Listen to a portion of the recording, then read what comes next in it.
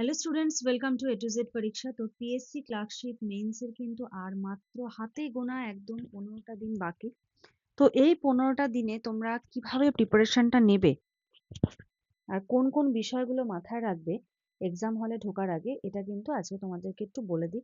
ঠিক আছে? যে পরীক্ষা হলে যাওয়ার আগে এই বিষয়গুলো যেন মাথায় একদম সেট থাকে। এই 15টা দিন আর কোনো সময় নষ্ট নয়। ডেসক্রিপটিভের কোন বিষয়ে কতটা সময় রাখবে, কোন কোন টপিক লেখার জন্য কতটা সময় লাগবে, সমস্ত কিছু আজকে আলোচনা করব। পুরো ভিডিওটা দেখো। যদি মনে হয় হেল্পফুল, অবশ্যই প্রত্যেকের আলাদা আলাদা স্ট্র্যাটেজি থাকে, আর আমিও দিচ্ছি। যদি মনে হয় এটা ফলো করবে তো ফলো করতে পারো, বা নিজেদেরটাও ফলো করতে পারো, এমন কোনো বাধ্যবাধকতা নেই যে এটাই করতে হবে। প্রত্যেকের একটা পার্সোনাল ওপিনিয়ন থাকে, তো আমি আমার মতো করে তোমাদেরকে বললাম যাতে তোমাদের হেল্প হয়। তো দেখো, ডেসক্রিপটিভের ক্ষেত্রে ইংলিশ রিপোর্ট, হুম ইংলিশ রিপোর্টে তোমরা কতটা টাইম রাখবে? ইংলিশ রিপোর্টের জন্য 10 মিনিট, আর বাংলা প্রতিবেদনের জন্য 10 মিনিট। হ্যাঁ, এবার 10 মিনিটটা কি 10 মিনিটই হবে? হতে পারে তোমার ইংলিশ রিপোর্ট লিখতে হলো 12 মিনিট লাগলো, সেখানে তোমার এদিক দিয়ে কিন্তু টাইম 8 মিনিটের মধ্যে কমপ্লিট করতে হবে। মোটামুটি অন টোটালে তোমাকে কিন্তু 20 মিনিট রাখতে হবে, যে 20 মিনিটের মধ্যে আমি বাংলা প্রতিবেদন আর ইংলিশ রিপোর্ট এই দুটো কমপ্লিট করব। ঠিক আছে? কারণ তোমার ইংলিশ বুকলেট আলাদা, বাংলা বুকলেট আলাদা, তো তোমার যখন যেখানে ইচ্ছা তুমি লিখতে পারবে। নেক্সট আসছিল ট্রান্সলেশন। কোনটা আগে পরে করবে সেটা পরে বলছি, কোনটায় কত সময় দেবে। সময়, এটা খুব ভাইটাল একটা বিষয়। ট্রান্সলেশনে দেবে 5 মিনিট, বঙ্গানুবাদে 5 মিনিট। এবার বঙ্গানুবাদটা কি হয়, অনেক ইজিলি হয়ে যায়। ট্রান্সলেশনে হয়তো অনেক সময় লাগে, যে কোনোটার ইংলিশ ওয়ার্ড কি হবে এটা চিন্তা করতে লাগে। তো তুমি ট্রান্সলেশনে 7 মিনিট দিতে পারো, এটাতে 3 মিনিট, মানে টোটালে তোমাকে 10 মিনিটের মধ্যে কমপ্লিট করতে হবে ট্রান্সলেশন আর বঙ্গানুবাদ। আর এই যে টাইম ম্যানেজমেন্ট না,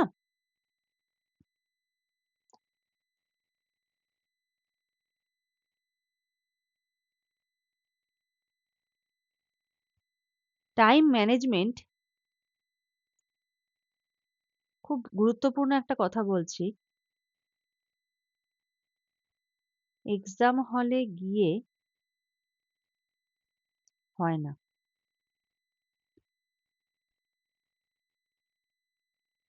বাড়িতে প্র্যাকটিস করতে হয়। একটা ঘন্টা তোমাদের চোখের নিমেষে কেটে যাবে। ঠিক আছে? তুমি যদি ভাবো না আমি এক্সাম হলে গিয়েই একবারে টাইম ম্যানেজমেন্ট করে লিখবো, সেটা হয় না কখনো। তোমাকে বাড়িতেই টাইম ম্যানেজমেন্ট করে লেখা প্র্যাকটিস করতে হবে, তাহলে তুমি এক্সাম হলে গিয়ে একটা রেজাল্ট পাবে। ঠিক আছে? তুমি যদি মনে করো না আমি একবার এক্সাম হলে গিয়ে লিখবো, এটা কিন্তু সম্ভব নয়। হ্যাঁ, কারণ এমনিতেই 1 ঘন্টা টাইম, তার মধ্যে ধরো ফর্মালিটিস থাকে, তোমাকে সই টই করতে টরতে হয়। তো 5 মিনিট তুমি ধরেই রাখো যে তোমার এদিক ওদিক করে 5 মিনিট যাবে, 55 মিনিট হাতে নিয়ে তোমাকে কিন্তু এগোতে হবে। প্রেসির ক্ষেত্রে দেখো আমি দিয়েছি 10 মিনিট 10 মিনিট, টোটাল হলো 20 মিনিটস। এবার 10-এর জায়গায় তোমার 12 লাগতে পারে, কারণ ইংলিশ প্রেসিতে অনেক সময় সময় লাগে। সারাংশটা তুমি একটু তাড়াতাড়ি লিখে ফেলতে পারবে। টোটাল হলো 50 মিনিটের মধ্যে তোমাকে কমপ্লিট করবো, এই টার্গেট রাখতে হবে। এবার 50 মিনিটটা 52 মিনিট 55 মিনিট হয়ে যেতে পারে, কিন্তু 50 মিনিটে কমপ্লিট করবো এই টার্গেট নিয়ে যদি চলো, তাহলে হয়তো 2 মিনিট এক্সট্রা হলো। কিন্তু তুমি যদি ভাবো না আমি 60 মিনিটেই কমপ্লিট করবো, তখন দেখবে আর এক্সাম হলে গিয়ে কমপ্লিট হলো না। ঠিক আছে? রিভিশন করার জন্য তুমি পাবে রিমেইনিং টাইম। আর 5 মিনিট ধরে রাখো পর এক্সাম হল ফর্মালিটিস। এক্সাম হলে যে বিভিন্ন ফর্মালিটিস গুলো থাকে তার জন্য 5 মিনিট ধরে রাখো তোমার এদিক ওদিক করে যাবে। ঠিক আছে? তো এই সময়টা তোমরা কিন্তু এক্সাম হলে লেখার জন্য বরাদ্দ করতে পারো। টপিক ওয়াইজ আমি কিন্তু বলে দিলাম কোনটায় কত টাইম তোমরা দিতে পারো। ঠিক আছে? এবারে প্রশ্ন আসে হলো যে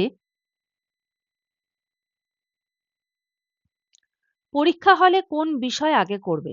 দেখো, পরীক্ষা হলে প্রথমে করবে বঙ্গানুবাদ, দেন করবে ট্রান্সলেশন, দেন প্রতিবেদন, তারপরে সারাংশ, তারপর ইংলিশ রিপোর্ট, লাস্টে রেখেছি প্রেসি। কারণ এক্সাম হলে প্রেসিটাতে কিন্তু একটু চিন্তা ভাবনা করতে সময় লাগে। ঠিক আছে? তো বঙ্গানুবাদটা আগে করে কোনো রকম চিন্তা ভাবনা না করে একদম বঙ্গানুবাদ, তারপর প্রতিবেদন, সারাংশ, রিপোর্ট, প্রেসি। অবশ্যই তোমাদের পার্সোনাল ওপিনিয়ন থাকতে পারে।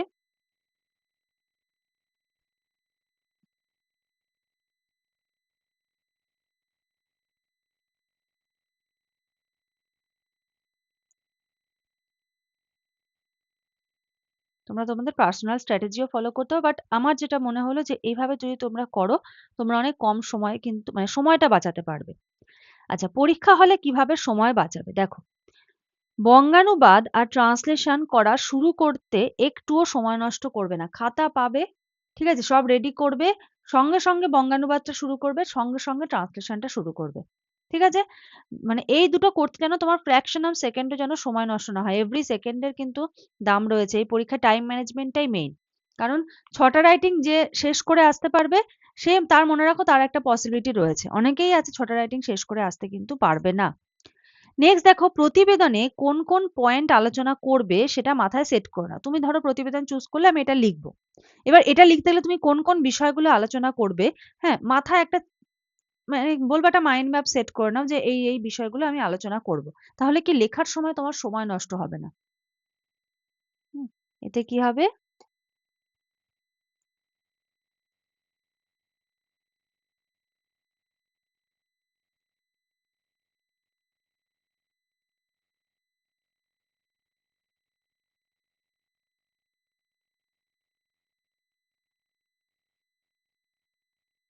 আগে থেকে যদি সেট করে নাও।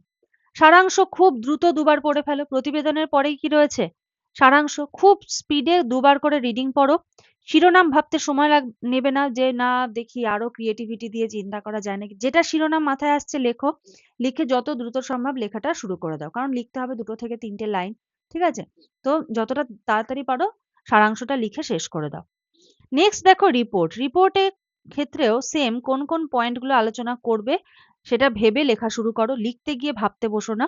আচ্ছা, প্রেসির ক্ষেত্রে ৩ বার ভালো করে পড়ো। হুম? তারপরে একটা টাইটেল দাও।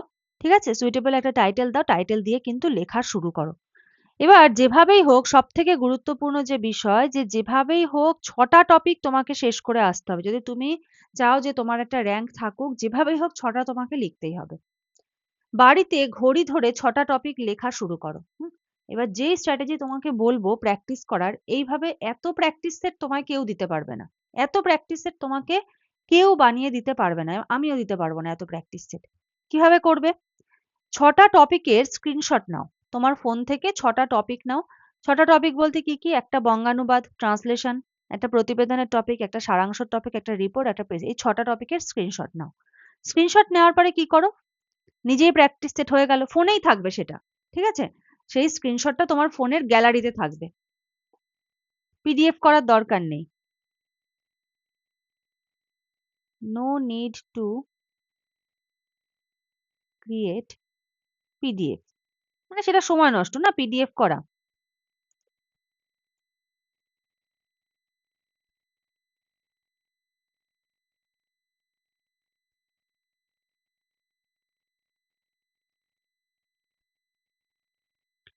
গ্যালারি থেকেই তুমি সেই ৬টা টপিক দেখো।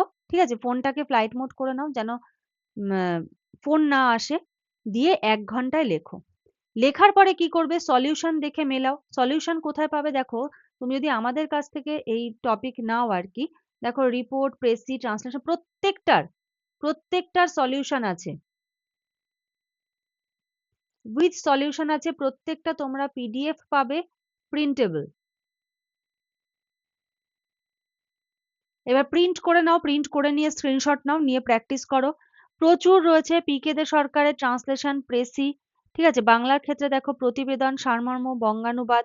পিওয়াইকিউ এর সলিউশন রয়েছে। ক্লার্কশিপ আর মিসলেনিয়াস এর প্রিভিয়াস ইয়ার কোশ্চেনের সলিউশন এবং মেইনস পর্যন্ত কিন্তু আপডেটেড টপিকের নোটস দেওয়া হয়েছে। কি কি দেখো, দুয়ারে সরকার প্রকল্প, পাঞ্জাবে বন্যা, বইমেলা, শিশুদের মোবাইল আসক্তি, অনলাইন গেম, কৃত্রিম বুদ্ধিমত্তা, হস্তশিল্প মেলা, নারী স্বনির্ভরতার পথে লক্ষ্মীর ভান্ডার, নেপালের জেনজেড, ইথিওপিয়ার ভূমিকম্প, মানে এগুলো একদম কারেন্ট টপিক দেওয়া রয়েছে। ইংলিশের ক্ষেত্রেও কিন্তু প্রচুর কারেন্ট টপিক দেখো, এই যে river bank erosion creates havoc for villagers, new industrial zone planned in Howrah, boosting tourism, West Bengal rolls out new development plan, এগুলো নতুন দেওয়া হয়েছে। হ্যাঁ, ডেঙ্গু আউটব্রেক দেখে নাও কি কি আছে। মিসইউজ অফ এআই, এগুলো হলো নতুন ইংলিশের টপিক দেওয়া হয়েছে। প্রত্যেকটা কিন্তু পিডিএফ,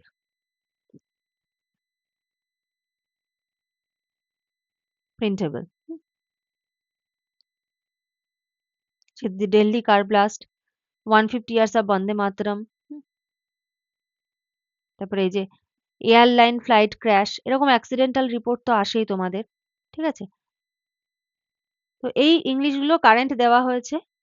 কারেন্ট টপিক আর কি। তো তোমরা যদি মনে করো যে এই পিডিএফ গুলো নেবে, নিয়ে প্র্যাকটিস করবে, সেটাও করতে পারো। দেখো, রিপোর্ট আর প্রতিবেদনে কি অজানা টপিকও আসতে পারে, তাই বেশি করে তোমাদের কিন্তু পড়তে হবে। প্রচুর প্রচুর করে পড়ো। অন্যান্য সময় যেটুকু টাইম তোমরা প্র্যাকটিস সেট সলভ করলে করলে, বাকি টাইম রিডিং পড়ো। হ্যাঁ, ট্রান্সলেশনের রিডিং পড়ো, যেগুলো জানো না সেগুলো মার্ক করো। হ্যাঁ, হাইলাইটার দিয়ে হাইলাইট করে রাখো, রিভিশন করো।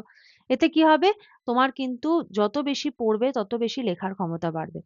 আর পড়ার জন্য তো টপিকও দরকার, প্রচুর ম্যাটেরিয়ালস দরকার। তো ম্যাটেরিয়ালস আমরা প্রোভাইড করছি। ঠিক আছে, ডিসকাউন্টও চলছে। তো যদি মনে করো কেউ নেবে, তোমরা কিন্তু